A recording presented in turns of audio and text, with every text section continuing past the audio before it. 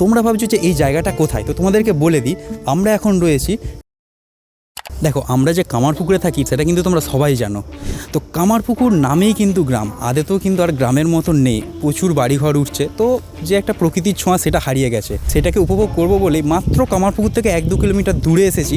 আর দূরে আসতে আমরা এত সুন্দর পরিবেশ পাচ্ছি, এই সুন্দর পুকুর, তার পাশে বাঁশঝাড়, এখানে আম গাছ, তাল গাছ, কত ফুলের গাছ। আর আমার পিছনে দেখতে পাচ্ছ একটা অভূতপূর্ব একটা সুন্দর মন্দির, যেখানে বসে থাকলে তোমার এমনি মন জুড়িয়ে যাবে।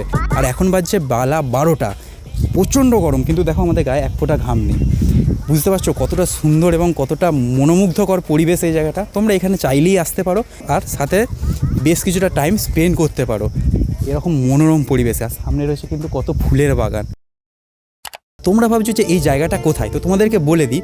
আমরা এখন রয়েছি টাঁড়ুইয়ের পাওয়ার হাউসটা, দেখতে পাচ্ছ আমার পিছনেই রয়েছে কিন্তু টাঁড়ুইয়ের পাওয়ার হাউস। ঠিক তার অপোজিটেই রয়েছে এই সুন্দর মনোরম পরিবেশযুক্ত সুন্দর মন্দির। তোমরা চাইলেই কিন্তু আসতে পারো। আর এরকম সুন্দর ভিডিও পেতে তোমরা কিন্তু আমাদের চ্যানেলটা ফলো করতে একদমই ভুলবে না।